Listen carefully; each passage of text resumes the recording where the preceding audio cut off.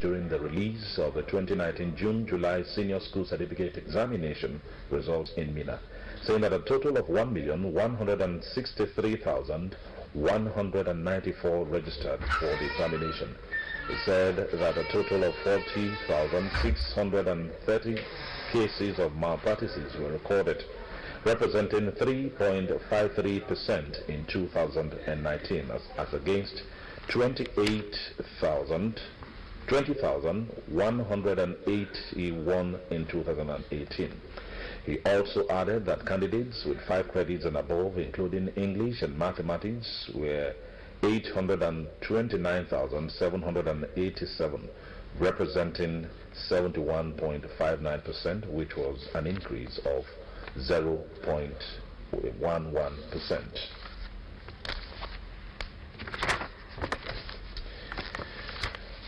Earlier on, we told you that with the resumption of primary and secondary schools in view after the long holiday, Delta State's Basic and Secondary Education Commissioner Patrick Oka has embarked on a stakeholders meeting with school heads to reposition the education subsector.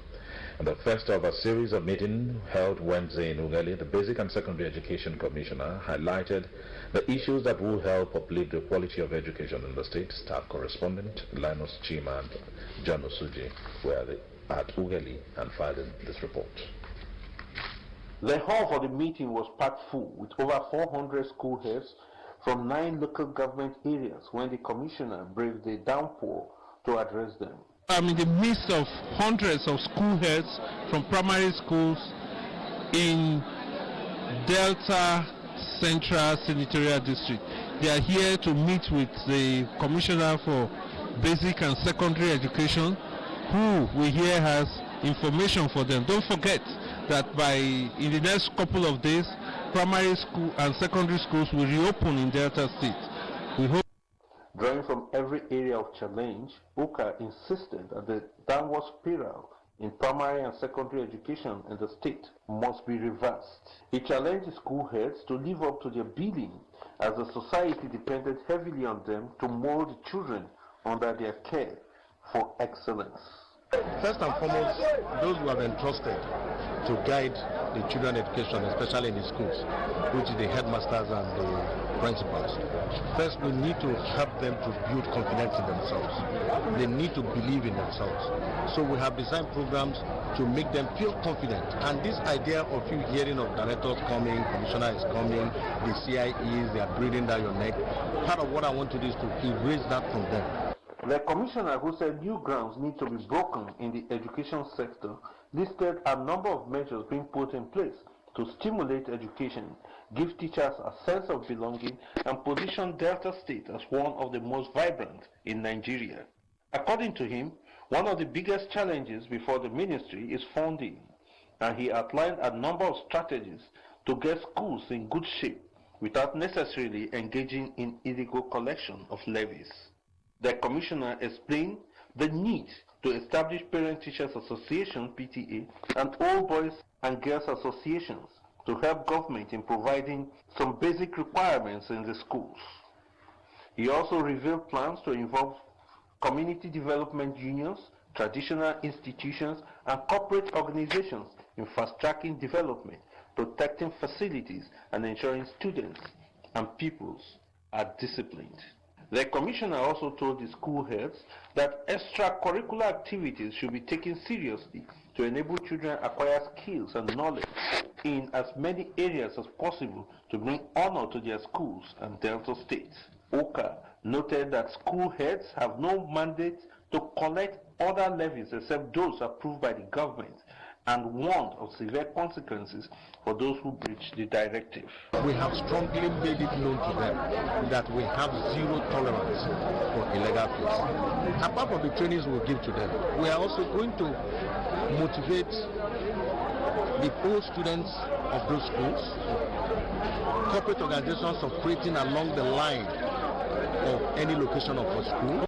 He called on the chief inspectors of education to bridge the gap between them and school heads, as it will go a long way in instilling confidence, proper information, and expected improvement in the sector. Like I've just charged the CIEs that I need them to constitute a meeting with the LEA secretaries, the traditional institution, and see how they can meet regularly at that nucleus of the local government. We can all give them a template that they can take down there so that we discuss regularly about children. A number of participants at the meeting expressed happiness at the brainstorming. They said they are now better prepared to resume school and give their best in service. The stakeholders meeting continues in Warri, Thursday, and Asaba next Tuesday. Linus Chima reporting. The roundabouts in Ugali are turning a new shape, with a number of them now being beautified. Now, one of such places is the Okorodafe roundabout, which was recently completed but yet to be inaugurated. Staff correspondent Linus Chima, who was in Ugali Wednesday, reports that people are excited about the beautification of the roundabout. Now the report. The roundabouts define the beauty of the environment. Roundabouts in other places should also be made as beautiful as what we are seeing now. We'll talk with some people about their impression of this place. Okorodafe roundabout, according to those in the area, used to be overtaken by grasses, all kinds of banners, as well as pockets of litter. What was it like before they built? There is like, let me say, bush. Well, before they built it, the place was so bushy and lack of maintenance. It looked rough and I don't really like the way it looks, but now it looks very nice and okay. Presently, the roundabout has taken a touch of beautification and people are happy with the transformation. Well, looking at that place, I feel happy because it's neat. They did a very nice job there. Yes, now making the roundabout to look very fine, beautiful. But right now, when you enter Ugali and you see the roundabout, the ones they have completed, the place is okay. Those who spoke pointed at the owner of a popular hotel in Ugali named Mudiaga as the architect of the beautification, explaining that the completed Okorodafe roundabout is the second he has done in the community. The Ugali North Council Chairman Godwin Adode and Mudiaga, popularly referred to as Moody, could not be reached to ascertain who is really carrying out the beautification. What is obvious, however, is that Ugali is taking a new beautiful shape with their work. Linus Chima reporting.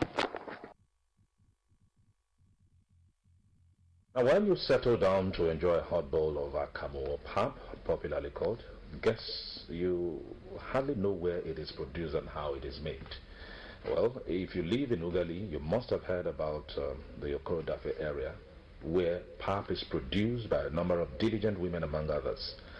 Again, our correspondent Linus Chima reports that many of the women have been into the business of producing akamu, or popularly known as pap, for more than 20 years and need assistance to upscale their efforts. The report. These women say they resume work daily at 7 a.m. and close in the evening. Every day they produce large quantities of akamu, which is transported to places around Ugeli and up to Bayelsa states. Lady Odin said she has been in the business for more than 2 decades and was able to bring up her children producing akamu. How early is the phone work for you? This one be like office. No office, now our office now. How early is they come? When is they close? Now they come